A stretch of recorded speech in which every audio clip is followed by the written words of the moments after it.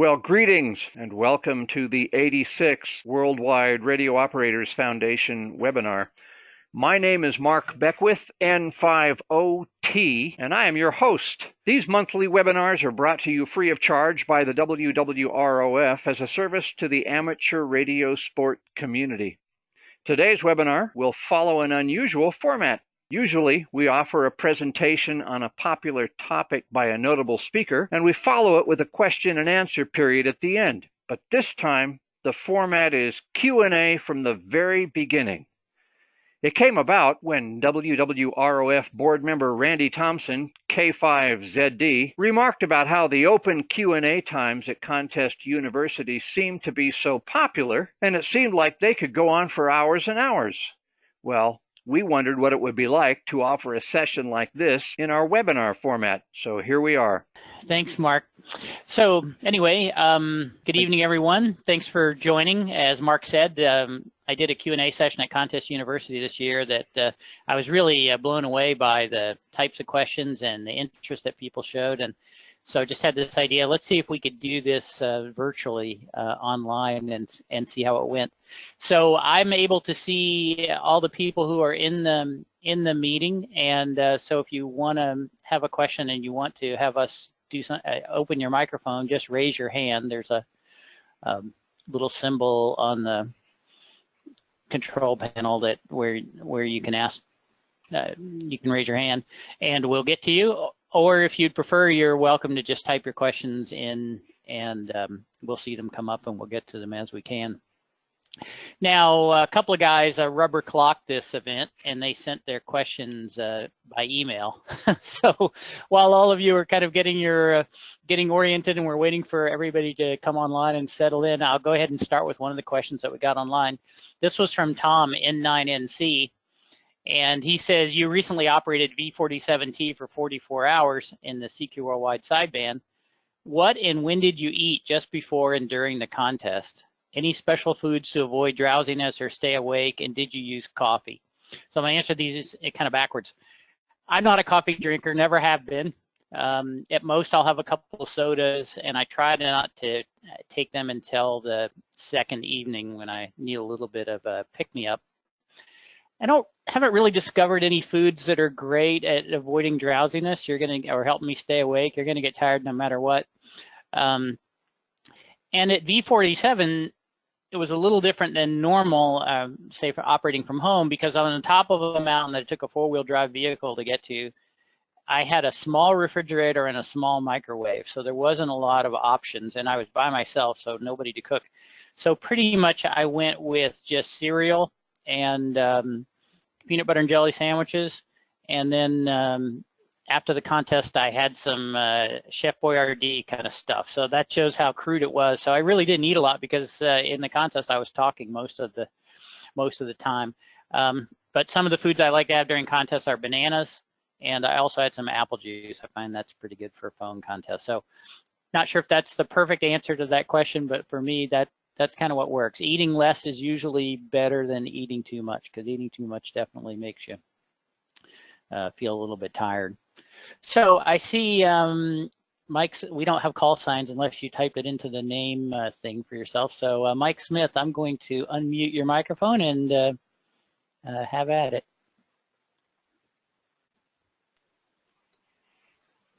Oh, no mic, he says. Okay, well then we'll just do it the other way. Oh. Here we go. So his question is, can there be anything more done with regard to cheating, especially claiming high power when low power? Well, I think I wish I knew the answer to that question. I could solve a lot of conditions or a lot of the human condition if I could answer that.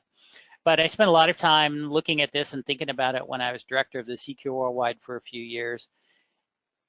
And I don't think there's anything magical. The thing that I've noticed that helps with cheating, whether it's power or any of the other things, it's really peer pressure. And I know that sounds kind of weak, but that's the case.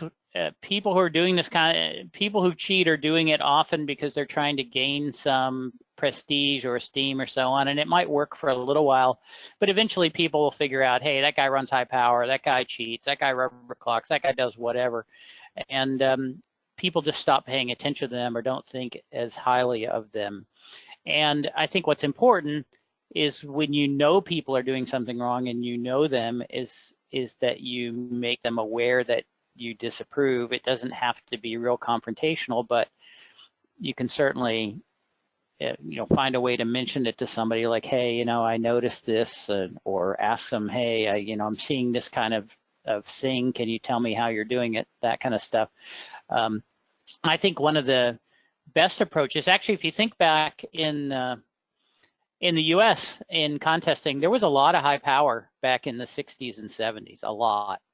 It was a very common thing. And then some of the people at the top of the listing said, no, we're not going to do that anymore. We're going to exactly obey the power limit. So you look at W3LPL and K3LR, they absolutely followed the rules. And as a result of that, it had a way of influencing other people that, hey, we should follow the rules too. And you still see some high power, but you don't see it at the top levels, because the top level guys who are really trying to win, they know that it's more than just about having the high score. It's about getting the respect of their peers. So don't be afraid to nicely or gently, coach people away from doing the wrong thing if you get the opportunity, because it will work over the long run. So thanks for the question, Mike. I have another one from Mario. Again, don't know the call here, but what's the best way to improve the CW skills for contesting, and what should be a good average speed for the upcoming CQ Worldwide? Well, that's a really broad question. So I think the best way to improve CW skills, of course, is to operate, to get on the air, not only during the contest, but in between them, and have rag chews and work on copying people and listening to people and so on, because nothing builds skills better than practice. And I know nobody likes that, but you do kinds of all other contests. I operate in lots of different contests, and each one of them offers the opportunity to practice a little bit, or to learn something, or to learn some new calls, or learn some propagation, that kind of thing, build some friendships. Those are all things that will help your score. As far as the worldwide goes, it's amazing to me how some of these expeditions, like an EA8 or some of the guys who are really trying to win, send incredibly fast the whole weekend, or a good part of the weekend, and they always seem to have piles of people copying or calling them. So I don't know whether it's code readers or just people looking at stuff on the packet or whatever, but there doesn't seem to be a maximum speed. Obviously, you ought to send at whatever speed the conditions allow. For me personally, I do a lot of running in a DX contest at kind of 36 word per minute is my top end, and I'll do 30 to 32 when things are a little bit slower, that kind of thing. Very rarely am calling CQ below 30. So I guess if that would be an answer I would give you. Let's see. I see Chuck Jones. Well, he has a question here, so let's see if I can find it. There's a way I can mark things as being answered, and then they go away. Let's see here. Okay. Anyone else have a question? Oh, maybe a short meeting. All right. I have one more. I have one more that came in through an email. This was from Kevin, N5DX, and Kevin says the stated objective of the CQ Worldwide contest is for amateurs around the world to contact as many other amateurs in as many CQ zones and countries as possible. And then he goes on to talk about how in the single op all band high power category for the world, that oftentimes the second place finisher has a lot more contacts and more multipliers than the first place finisher. And this does happen. And so his question is, are these instances of competitors who did better in terms of QSOs and multipliers and yet didn't have the high score? Is that meeting the stated objectives of the contest? And I guess I'll answer by saying yes, I think it does. As long as people are getting on the air, and lots of people get on the worldwide, as long as they're on the air and they're working each other and having fun, we're meeting the objectives of the contest. And 95% of the participants are happy to get on and work as many people as they can, make whatever score they can. It's all good. There are a certain small group of competitors who are just that, truly competing to try to win their category for a region or a country or whatever. And so they take it a little bit more seriously. And it is true, there are some funny kinks in the CQ Worldwide scoring, actually all the CQ contests, because the scoring, you get extra points for working from one continent to another. And so obviously with all the activity being in North America and in Europe, anyone who is just across a continental border but has access to those two geographies is going to do well. So Northern Africa, EA8, D4, all the Northern South Americans like the PJ, 2, 4, kind of places have an advantage because they might only be a couple hundred miles further away, but they get, instead of 1 point for Europe to Europe contacts or 2 points for North America to Europe, they're getting 3. And that's just the way it is, been that way a long time. A number of people have seen this issue and made various suggestions, but I don't think anybody's come up with something that seems to solve all the problems in a way that, compelled deeper thought about change. So anyway, it's kind of the way it is, and that's why you see guys go to EA8 or CN or PJ4 or 8R or PZ or wherever they go because they want to get into a 3-point area so they have a better chance of winning. CQ many years ago tried to help out a little bit in this by making North America have a extra, have 2 points for working inside of North America.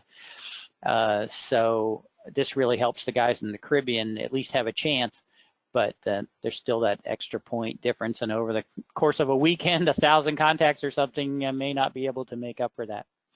So it's just kind of a historical oddity and something that we just have to deal with. So the guys who are really trying to truly win make the extra effort to go somewhere to a 3-point area, and everybody else continues to have a great time. All right, let's see here. We have N9ADG has his hand up, so I will unmute you and you can jump on and ask a question. Go ahead, Brian. Whoops, first I have to actually unmute you. There we go. All right, good evening from Seattle. Hey, I appreciate you taking the time out to do this. And the question I have is, can you look a little far ahead and kind of describe maybe 5 years out some of the things that the top operators are going to be doing? Say in the CQ Worldwide, where it says technology for technique, you see the 2-band synchronized interleave QSOs. Can you predict some of the characteristics of the top 10 box in that time frame? Oh, great question. That's an interesting one. I think one of the best things that'll happen in 5 years from now is that we might actually have sunspots again. So that will certainly make things a lot more fun because we'll have more bands, which means more strategy, and we'll be able to work more people on the high bands. It's amazing when you look at it. You can go back almost in 5 or 10 year increments, and there always seems to be some unexpected or unanticipated development. So over the last 5 years, it's been this dual CQing where the guys have figured out, if I call CQ on one band and when I'm transmitting on one band, I listen on the other one. And if you're really good, you can kind of have the thing automatically flip back and forth. And it's like a video game where you're copying call signs for nonstop and can have CW hours in the 300 plus range, which we've had stations that were capable of doing this for a long time, but it took a couple of guys to figure out that they could actually do it. And then once somebody did it, it's like the 4-minute mile, lots of other people came along and said, hey, I can do this too. And so now the guys in the top 10, especially for CW, are really looking at that. I know 8P5A, for example, in the phone contest even tried to do some dual CQing, but it's much more difficult because it's hard to talk and listen at the same time. If you go back a little bit before that, obviously we had, kind of computer logging, and you look at stations, they just keep getting bigger, and the antennas keep getting bigger, and everybody keeps sending faster and becoming more proficient, and the whole cluster and packet things happen. So it's kind of hard to imagine what else could come along that would really change the game more than just propagation. But I have no doubt something probably will. If we really want to put on our futuristic hat, you have to look at the digital modes and the popularity of FT8 and so on and think, well, there's got to be something more happening there. And that's why WWROF was involved in sponsoring the WWDigi contest, along with the Slovenian contest club, because it's, you know, just like 50 or just 60 years ago, whatever, when the Worldwide started, it's like, okay, there's a lot of digi activity. These guys like to do contesting too. It's a completely different world. We should make an event and see where it goes. So, so that's one thing. I do think that if, again, on the futuristic side, there are a number of people that are working on online logging concepts. I think this will take longer than 5 or 10 years, but the idea that everything gets logged to a central server in the cloud somewhere, and effectively the results are being done as you go, so there's none of this go back and fix the log later kind of stuff and so on. It's an interesting thought exercise. We'll see how it works out. So hopefully that answered your question. I don't know how to unraise a hand, so you guys will have to oh, yep, there we go. All right, I figured it out. Okay, so we're learning as we go here. All right, so we have another question. Let's see. This is another one from Mike Smith. It says, do you personally have a very low noise level on 20 meters? I notice you're one of the few W1s that can usually hear me on 20 during the midday backscatter. So yeah, for me personally, my station, I'm really lucky. I moved into a place where there is very little line noise, although there's much more now than there was 25 years ago when I moved here. But the best thing about this location is that when you head northeast from where I live, there are just some cow pastures and a couple of houses that are a quarter mile away or more. So it's super quiet. And you don't really, you get spoiled when you have a quiet location. You think, oh, well, of course, you know, I can hear everything down to the noise level.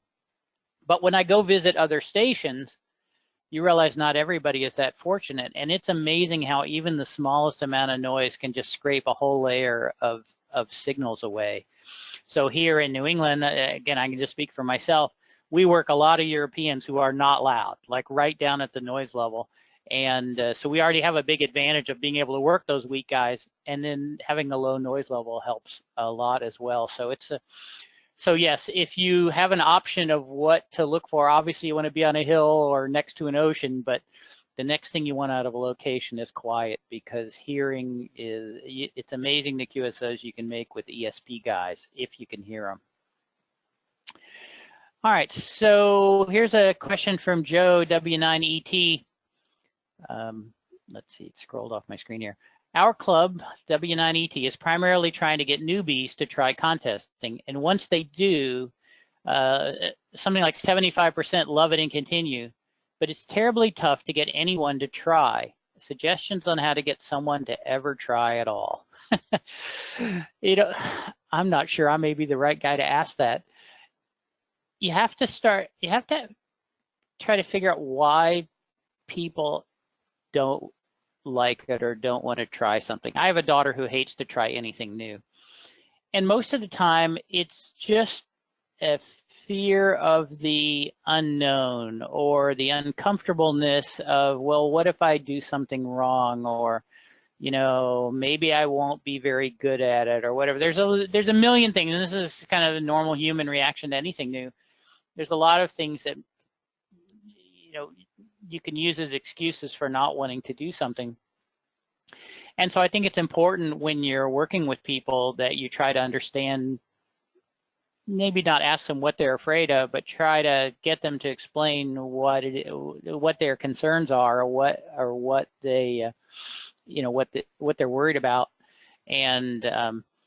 And in the end, I think it's like anything else. I happen to love playing golf, but I know a lot of people can't understand why anybody would ever play golf. And I think contesting is probably the same way. There's going to be a group of people who don't like it.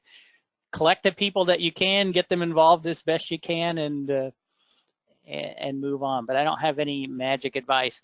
I will say this though, I did a contest one time on multi-op, and we had there were a couple of us that were pretty good, and then we had a guy who was a newbie, or relatively new, and he was running guys on some band, and he turned around to look at us like, hey, the rate's picking up. Can one of you guys take this over? And I said, no, you're doing fine. Keep going. And I learned a huge lesson that day, because I watched that guy get better instantly. And then over the course of the weekend, just get better and better. So I think sometimes it's really just a matter of people realizing, hey, get in there, do it, and do the best you can, and you provide support and encouragement, and the guys who really like it will prosper and continue. So that was a little bit out of my out of more psychology than contesting, but let's go. So next question is from John, N1PGA. To follow the ABC guidance, John and I talk every once in a while, and I'm always saying ABC, always be CQing. His question is how to best make the jump from SMP to running on crowded bands like 40. And I think probably the best answer to this is to get a 3/3 stack, and be really loud. That's probably the only real advice you can give for running on a crowded band like 40, especially on 40 phone, because it's such a mess. But I think the trick here is you have to be opportunistic, and this is true on 20 as well, especially in both of these. This advice is about phone. CW is a little different, because usually you can find a spot on CW, but on phone, as you come across the band, when you hear a spot that looks like there's a chance, there's not somebody there, there's not somebody in backscatter that you can't hear, whatever, but you hear spots like maybe somebody just left or whatever, be opportunistic, jump in there and call CQ and see what happens. The reason that contesting is very much about always be CQing now, or you need to CQ more, is the winning scores come from working the most people who are not in the contest. If we just worked the other serious guys, we'd all work 1,000 people, and then we'd run out of people to talk, and it would be over. So the trick is you have to find the guys who only tune around and call people, or who aren't really in the contest, or aren't serious enough that they want to try to call CQ. They just want to tune around, work the loud guys, then go do something else, work in the yard. So by opportunistically, when you find a half a frequency, to jump in, call some CQs, maybe you'll get some answers, maybe you won't. If you don't, you go back to tuning until you find another spot. But you never know. You call CQ, you might get a spot, you might get a couple of guys to call you, then one of them spots you, some more people call you, and so on. So I think both 20 and 40, you just have to try and do the best you can. Sometimes it works, sometimes it doesn't. It's all part of the game. Those are definitely big boy bands, and they're really rough and tumble. Let's see, here's one from Gary, W9XT. What's the best way to get into SO2R, and which contests are best for a beginner SO2R op? So I've done a presentation on SO2R a number of times. I think you can even find some I've done on this topic on YouTube. KA1IOR came by and did a recording of me doing some SO2R stuff and then some Q&A afterwards. But to me, the best advice I can give you is before you start doing SO2R, get really good at SO1R. So you're ready to do SO2R when you're operating a contest and you find that you have spare mental capacity. So you can watch, you like, well, I need to do something. I need to watch TV, or I start reading a magazine, or you start checking emails while you're doing the contest or whatever. It's like, okay, you have internalized operating contest now. If you think about it, when you first learned how to drive a car, at the beginning was all you could do to keep the car on the road. And as you got more and more experience, a lot of the driving part became more subconscious, and you start focusing on other things and were able to talk to people and so on. Same thing is true with SO2R. Get good at SO1R, or get good at SO1R so that you know how to type calls in and you know how to copy things on the first try and all this kind of stuff. Then get a second radio and set it up, and you can use some pretty crude switching back and forth and get to where you can, CQ on one radio and listen on the other one. A good contest to practice SO2R is Sweepstakes CW, because you can be low power on your second radio and still work people. Like maybe put your second radio on 40 meters all the time and use the other radio to run around the other bands. So state QSO parties are always a great opportunity. Just about any small regional contest is a good place to practice SO2R. I'll give you one other piece of advice. To me, one of the best places to practice SO2R is in a RTTY contest, because you're not having to copy the computer's doing the copying, but you can really focus on the mechanics of how you're going to do the keyboarding work, how you're going to shift your attention from one place to another, the timing aspects of it, and so on.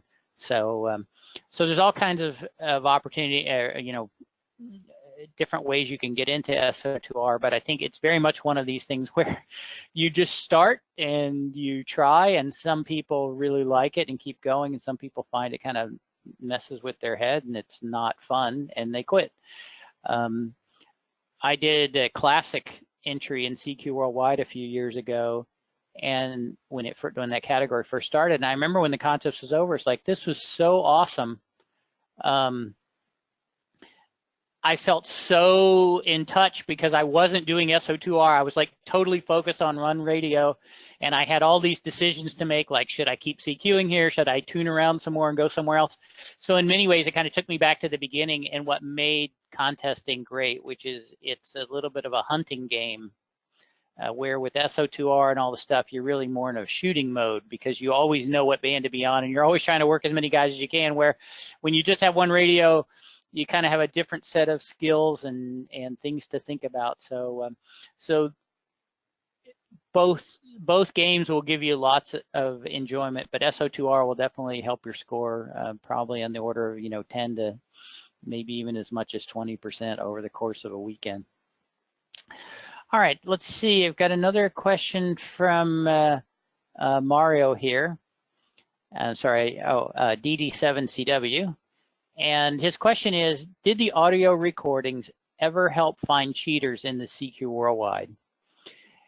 And I'm going to say the answer to that is yes. Matter of fact, I know it's yes, because I was involved in disqualifying a guy one time because of what we heard on his recordings.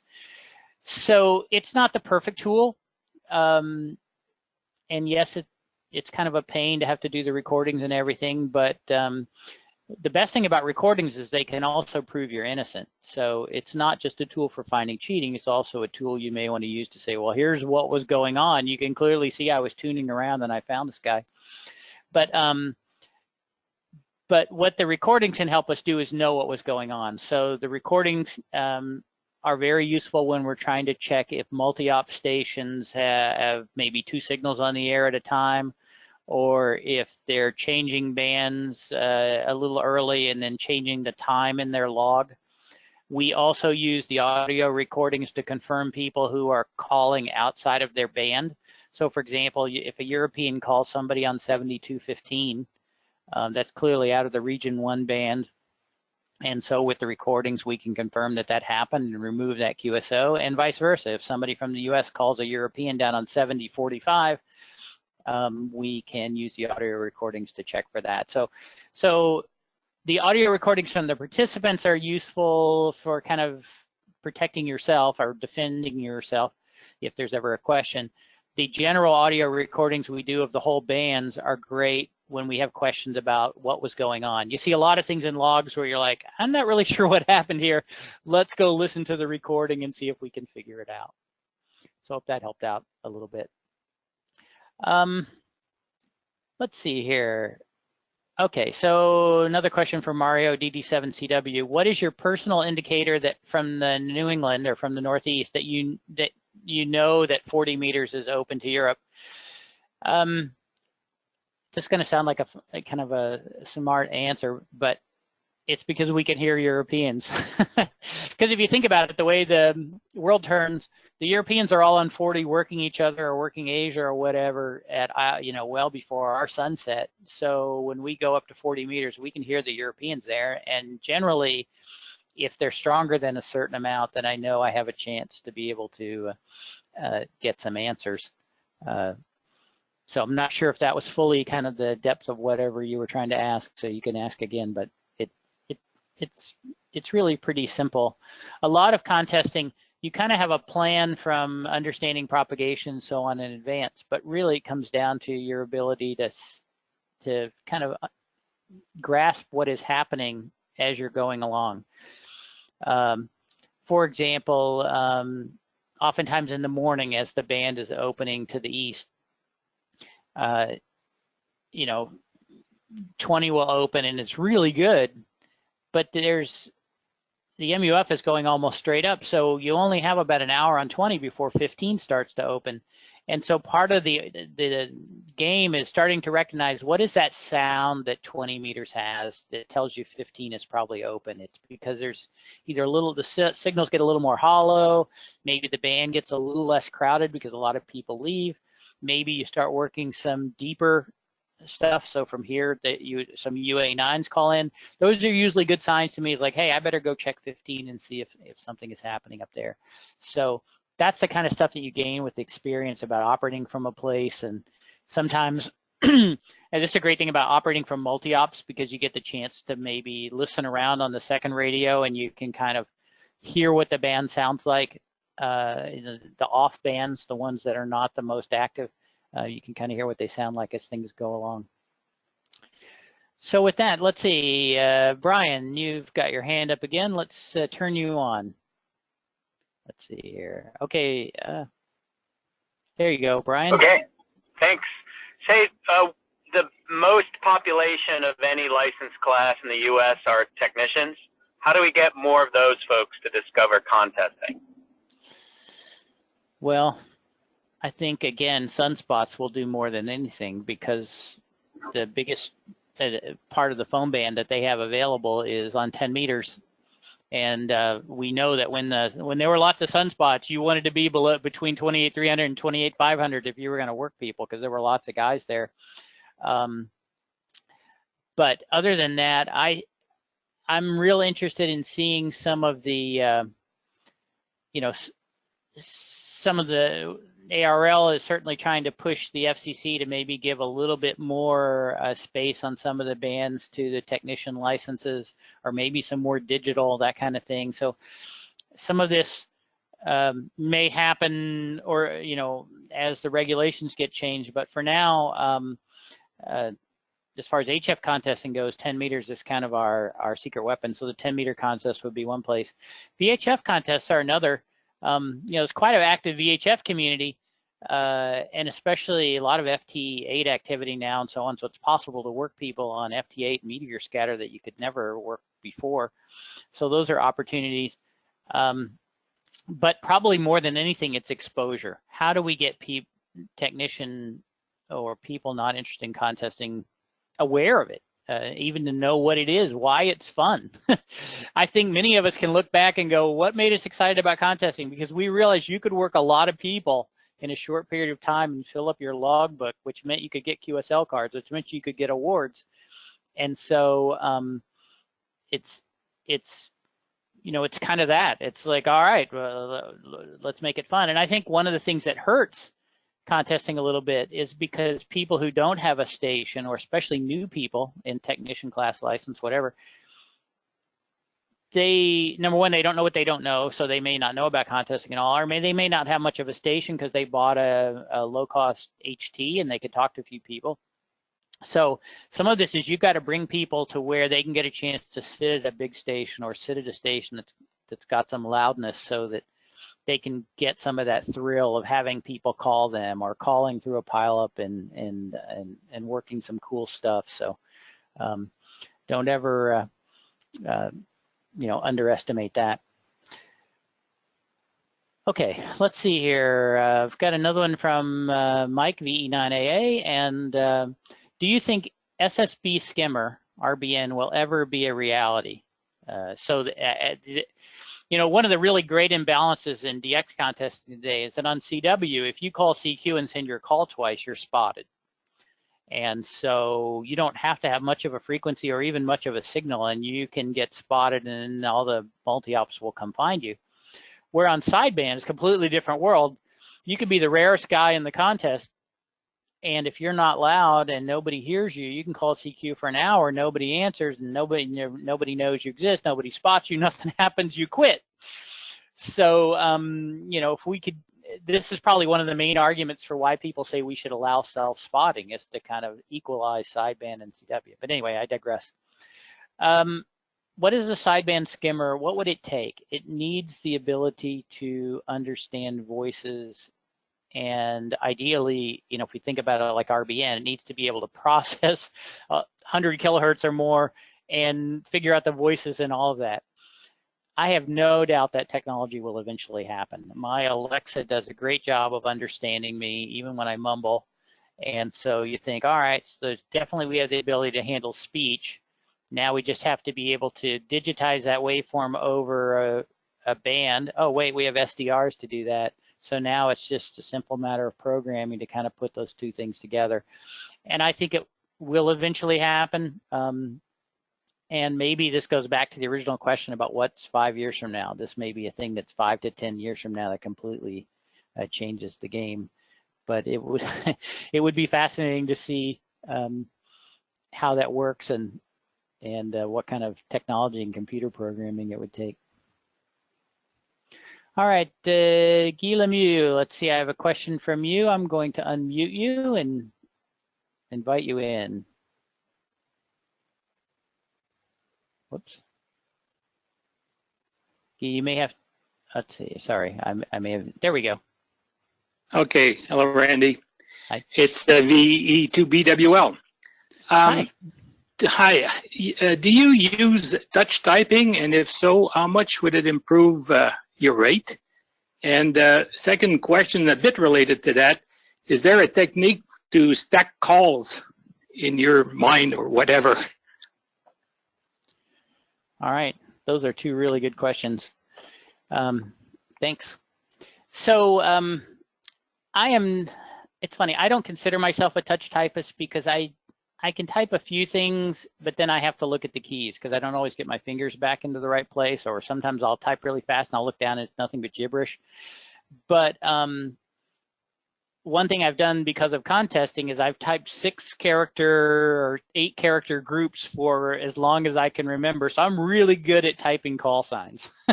Not so good at typing, but really good at typing call signs. So yes, that's a skill that definitely helps, because a lot of times, I'll give you some examples of why typing and touch typing can help your rate. Obviously, if somebody calls in, let's say 2 guys call in or 3 guys call in, and you kind of get half the first call, but it all kind of gets messed up. And then you hear the 3rd guy at the end. Well, you want to kind of clear the first half of the first guy and then get this new call typed in as quickly as you can so you can go back to him. So that's especially on CW where you're letting the computer do the sending. So there's a place where, gee, it's a guy who's late in the pileup. I want to get him in as quick as I can so I can start sending so the pileup doesn't start rolling again, that kind of stuff. Another place that I use touch typing to help me a lot is many people don't realize that all the major contest programs now with super check partial, you can put in question marks in a call sign and it will help filter the super check partial window to calls that match. So oftentimes I'll hear a call like, okay, and then I miss the number, and then I hear, you know, like Bravo November Whiskey or something like that. So I'll type okay question mark B and W, and usually by the time I can say okay or send okay, the super check partial is showing me that, well, that's okay to B and W. And so now if I'm quick about it, I can say that or send that to before the guy notices it, or you know, before we carry on. And what that means is now if I didn't have super check partial and I didn't know how to use the question marks to filter the calls, I would have been missing a piece. The guy would have sent his call twice. It would have taken longer, but by kind of being quick about it and knowing how to use the programs, and you can put multiple question marks, like could be okay to, or it could be okay question mark B question mark W, and you'll get a short list of people. And so in the phone contest, I do this all the time because it's very hard to get all of a phone or a call sign out of a pileup. But something like that can narrow the list down, and now oftentimes by accent or time of day or whatever, you can kind of have a guess as who the guy who the guy was, and anything you can do to kind of save that additional repeat and additional over is a good thing. Now, your second thing about call stacking, this is something the RIDI guys are really great at, because they'll see 2 or 3 calls, and like you talk to W0YK, and they'll have all these different macros for being able to load stuff into the call window and pop it back out when he needs it. I've never been able to do that. So most of the time when I'm doing call stacking, it's because I heard a couple of things in my head, and so I'll try to work one guy and then remember the second one, or the third one even. What I noticed in the phone contest a couple of weeks ago is it's easy on the first day.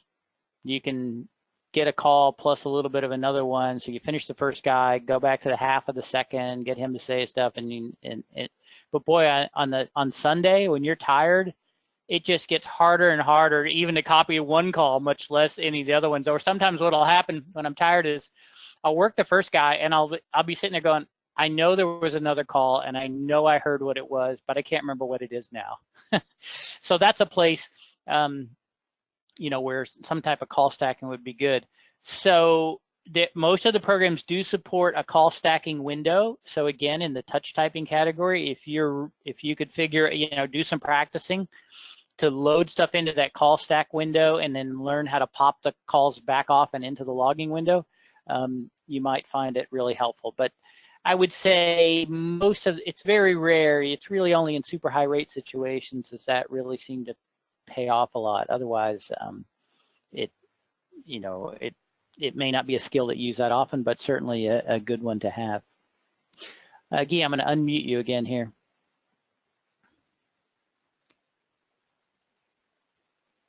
So did that answer your question? It does indeed. Thank you very much. No, you're welcome. Okay, so is there anyone else? I don't see anything in our written questions or in our anybody raised their hand.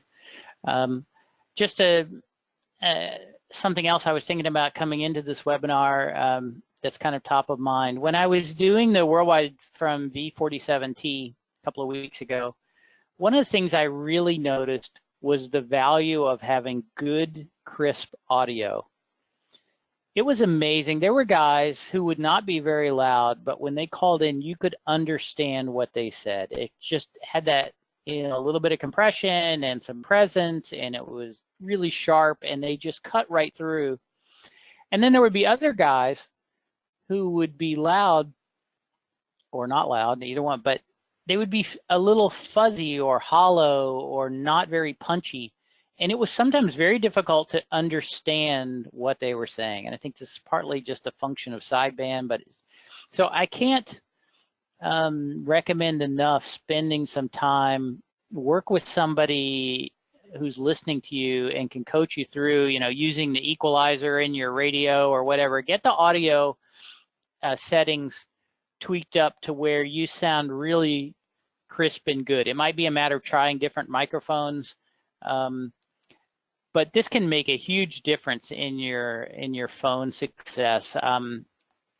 And it's even harder these days, where a lot of times we're using the computer sound card as the voice keyer. And so it's very hard sometimes to get the level set correctly where the mic and the recorded messages sound the same. So it's worth spending some time to do that. I did a WPX phone contest with W1UE here one year, and we were getting beat out a lot. It was just kind of really tough sledding, and it's like, wow, what is the problem? And then after the contest, I realized that our audio levels were really low. It was not, we just didn't have that much punch. And so it kind of, I used it as an example, but it really taught me the value of having good audio. And then being down in the Caribbean and listening to pilots calling in, it's like, wow, it makes a huge difference. So that's something easy, doesn't really cost any money. It just costs a little bit of time to to get things checked out. One other thing somebody pointed out in the comments is another good way to get new people interested in contesting or engaged in contesting is field day. There really is no better event because everybody can operate. The technicians can go operate HF because they're under the guidance of the you know, whatever the station call sign is, and there's the get on the air stations and all this kind of stuff. So field day, while there, it's funny, is it a contest or not a contest? It doesn't really matter. It is the single greatest training ground and intro ground for bringing new people into contesting there is. So, don't ignore that. Even though it's only once a year, it's still a great starting point. Okay, I have another question here in writing. This is from Mario DD7CW again. What do you think about online scoring? I like it personally. It always motivates me to stay at the radio and keep on. And Mario, I could not agree with you more. I'm a big fan of online scoreboards.